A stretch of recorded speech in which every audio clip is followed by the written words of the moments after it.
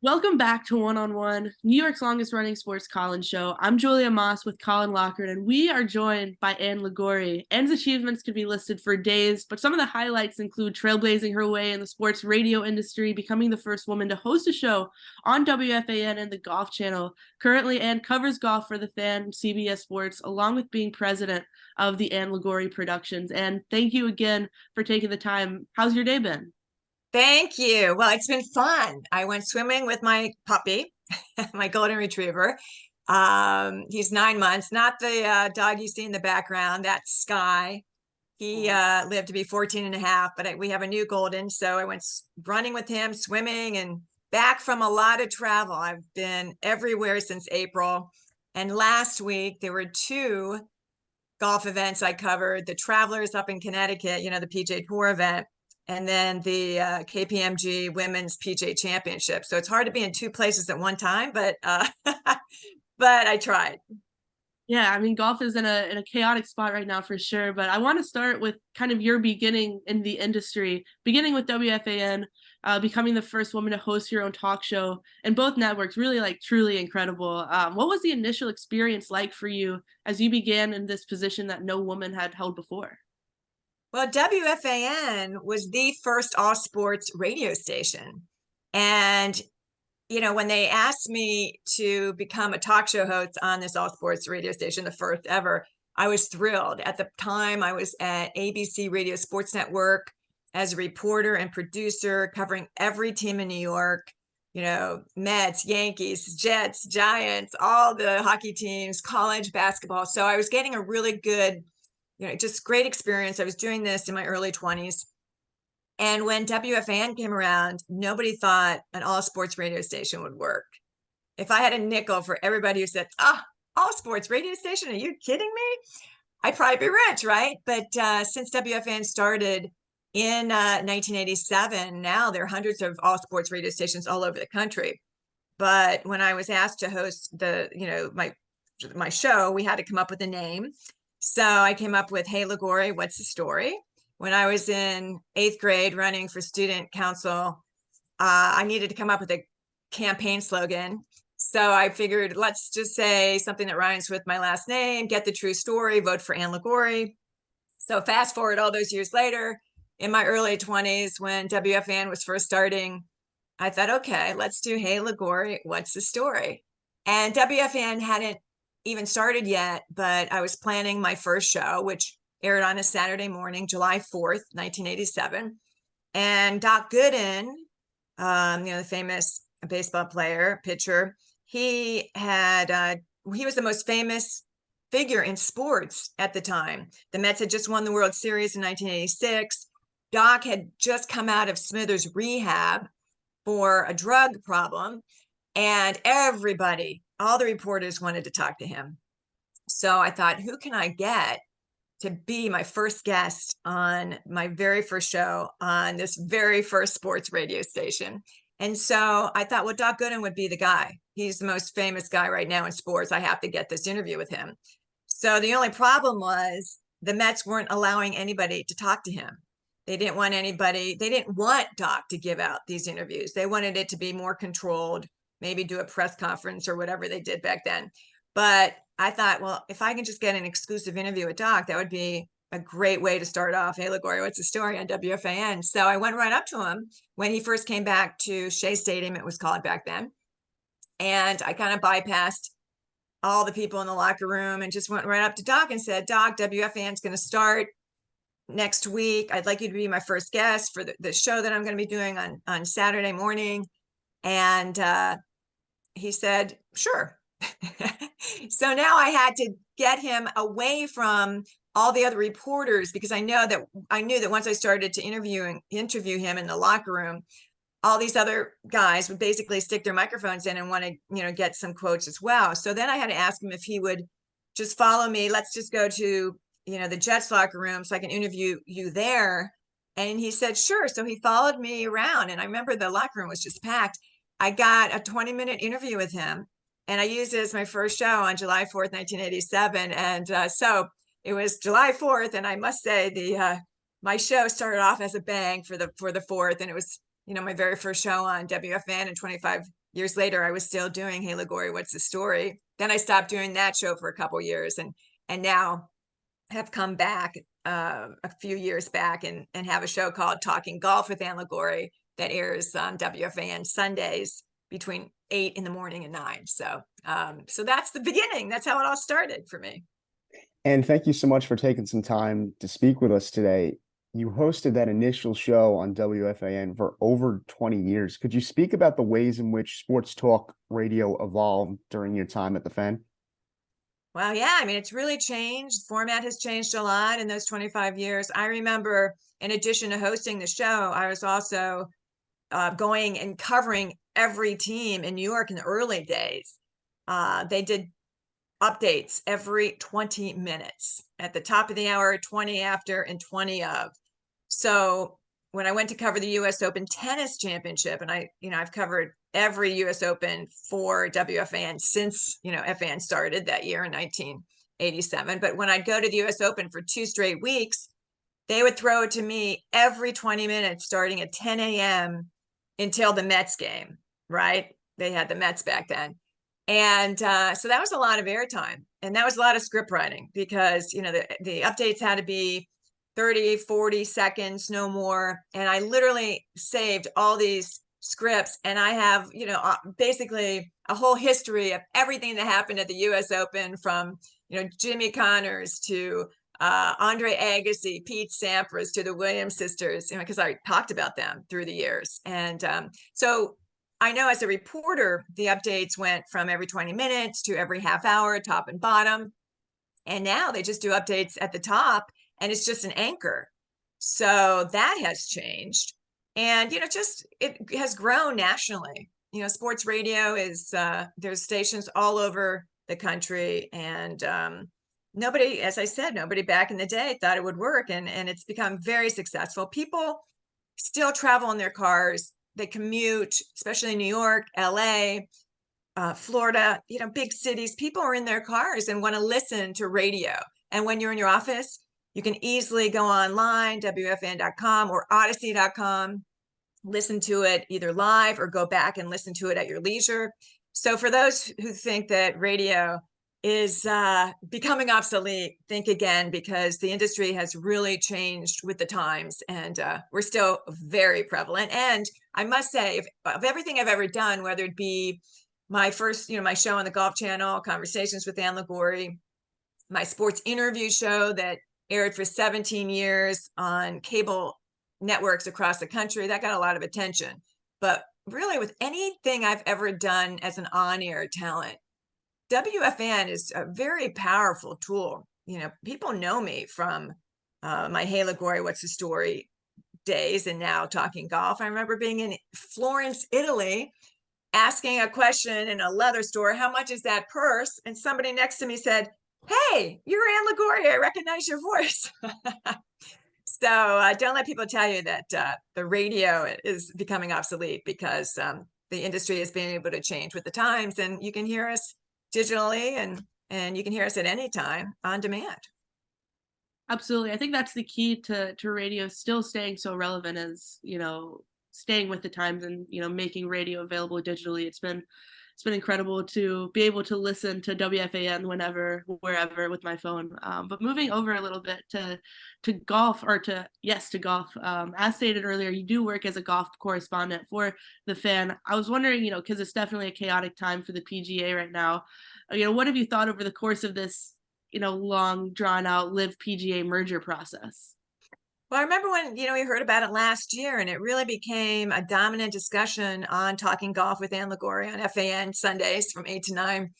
And it dominated all conversations, dominated all of golf, really. It took away from us talking about the actual competitive play of both the men and women, the LPGA Tour and the PGA Tour, and the major championships. We still did talk about that, but it just really kind of took away from so many other great stories that golf really should have told, right? The golf industry has so many compelling stories all the time. And now with this announcement of the merger on June 6th, it's really, people really don't know what it is. They expressed it was a merger at first. It's really more of a partnership. It came out very wrong. Whoever decided to, the PR people really did not do a good job, I must say, when they announced it. It came out first on CNBC, and even the Chiron was wrong. It said, PGA. It's not PGA. What this agreement is, people have to understand there is a huge difference between the PGA, which is PGA of America, which are over 29,000 club pros across the country, right? They do host the Ryder Cup. They do host the PGA Championships, which is a major championship. They do host the KPMG Women's PGA Championship and the Senior Championships. But the PGA Tour runs the PGA Tour, the week in, week out professional tournaments that you see and read about all the time. And this agreement, proposed agreement, is between the PGA Tour and the DP World Tour, which is a European tour essentially, and the Saudi Public Investment Fund, the PIF. So it's really not a merger with LIV, because the PIF, the Saudi Public Investment Fund, owns LIV. So part of it would be perhaps for the PGA Tour and PIF, the Public Investment Fund, to figure out what are they going to do with LIV, and are they going to maybe revamp it a little bit and come out with it. Because Jay Monahan, the PGA Tour commissioner, was very much opposed to LIV. He just didn't like it at all. So my thoughts personally, I'm not happy that they are merging with the Saudis. I just think it's wrong. Having said that, though, you have to look at all the companies that American companies are basically working with, and the Saudis are involved in a lot of American companies, as are the Chinese. So it's not good for our country, I think, but it's reality. They've come into our country, and they're really taking over a lot, unfortunately. You've interviewed a number of tremendous athletes like Mickey Mantle, Billie Jean King, Doc Gooden, as you told us previously on your show, Sports Interview, and other places. Was there any one particular interview that really surprised you? Who surprised me the most? That's a good question. Well, Mickey Mantle was such a great storyteller. And, I didn't grow up watching Mickey Mantle. He was even before my time, right? But I knew him as he got older, and I was interviewing all these legends when I was in my 20s and 30s, and they were already retired legends, right? So Mickey Mantle and Wilt Chamberlain was very compelling. And Ted Williams, what a genius of a baseball player he was. So just to have that chance to sit down with Ted Williams was very, very special. And that he didn't do a lot of interviews, so that was a huge get. Bjorn Borg wasn't the greatest interview, but I had followed his career forever. He just didn't really say too much, as hard as I tried to get him to open up a little bit. It just wasn't his personality. Alice Cooper. Now, I did a celebrity golf show called Conversations with Ann Liguori for the Golf Channel. And when you asked me who surprised you the most, I would say Alice Cooper, the rock star. He's a great golfer. And I interviewed him in that Golf Channel show while playing golf with him. And he's so unlike his onstage persona. I don't know, he's probably way before your time, but he still performs. So a lot of younger people might love Alice Cooper and know about him. But he, as the day he got out of rehab, he played 36 holes of golf, and he kind of switched addictions. So now he's a great golfer. And he surprised me the most because I knew him from his onstage persona, guillotines and snakes, and he looked freaky, right? And he is the nicest guy, born again Christian, been married to the same woman for years. So when you ask me who surprised me the most, I would say Alice Cooper, because his real name is Vince Fernier, not Alice, but he was just we've become very good friends. So I just think he was a shock rocker at the time during the height of his career. But now you'd never, if you get to know him, you'd never know that he was just such a crazy person on stage. And staying on the topic of your show, Sports Interview, it was kind of a one-woman show. I watched an interview where you said you were hosting it, you were producing it, distributing it, et cetera, et cetera. I was wondering, having such a unique perspective on that process, having so many hands in your own work, does that have a does having such a large hand in that make the result more positive than having, a whole crew working on the show? Well, it did for me. I don't recommend it for everybody. It is a heck of a lot of work. But the reason I did all that when I was first starting out is because women weren't really hosting sports shows back then.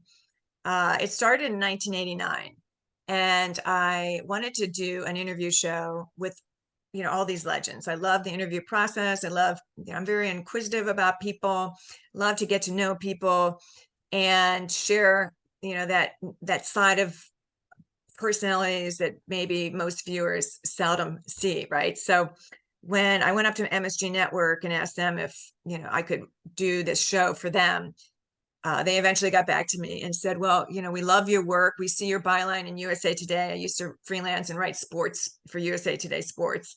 And I was producing and hosting on ABC Radio Network at the time. And actually, FAN had started in 1987. And so MSG Network said, yeah, we have a time slot for you. We can give you this weekly time slot, but we can't pay you. So again, I was probably in my mid-20s at the time, and I was thinking, how do I make this work? I really, want to do this show, but I don't know why they can't pay me, because, they know my work, they know what I'm capable of. So who knows? I mean, I couldn't really fight the system and fight, the traditional beliefs out there that, women maybe shouldn't be on the air or shouldn't be doing sports or whatever the traditionalists were thinking. Who knows? I was just tunnel vision, wanted to pursue my dream. I knew I had my goals. I knew what I wanted to do. I had a passion for talking to people and putting these sports interviews and shows together. So I just made it work. I didn't know how to sell sponsorships or sell advertising. I just learned on the fly, and I got meetings with CEOs of major companies and would go and visit these people and pitch them my show and said, look, this is a show I'm going to do. I'm going to get all these A-list celebrities to come on the show. And, I need your support. And so Volvo came in as my first sponsor. I had Sharp Electronics for years, Dunkin' Donuts, Federal Express. And, for every one company that said, yes, we'll get behind your show financially with a sponsorship, dozens said no. And it was very hard to even get meetings with people. They looked at me like I had three heads. Like, wait, you're female and you want to host a sports show and you want to own it and you're selling the advertising and the sponsorship? They didn't quite get it. And it's still rare that a talent would go out and sell their own shows and maintain the rights to their own footage and archives, etc. But basically, that was the only way I could do it back then. Hopefully that's changed now. But, I put Ann Liguori Productions together, and here we are. I have over 500 exclusive interviews with legends. Everybody from, I said, Mickey Mantle, Ted Williams, Will Chamberlain, Hank Aaron, Billie Jean King, Annika Sorenstam, Bart Starr, every sport, Gordie Howe. And this is a real treasure chest of archives. And so I'm very proud to say that it all worked out. It wasn't easy, but I just kind of stuck with it. And here we are. And following up on that, as a veteran of the radio sports industry, I know things have probably changed quite a bit since your beginning into the industry. I was wondering what you've made of the progression for women who want to potentially go into the sports industry. Well, it looks like there are a lot more opportunities out there. Back when I started, there were just a couple of networks, right? ABC, NBC, CBS, ESPN, Fox was just really getting going. There weren't all the cable channels, the regional sports cable channels were just getting started mid to late 80s. So I got, on that network. But now look at all the digital opportunities, all the niche channels. The Golf Channel was one of the first to start as a niche channel, Tennis Channel. You have a lot of different opportunities now. Social media has changed everything. I don't think it's a good thing, because I think a lot of people go about it the wrong way in social media, and they'll do anything to get followers. And all of a sudden, if you have X amount of followers, all of a sudden you're an influencer, right? And yet you don't know anything.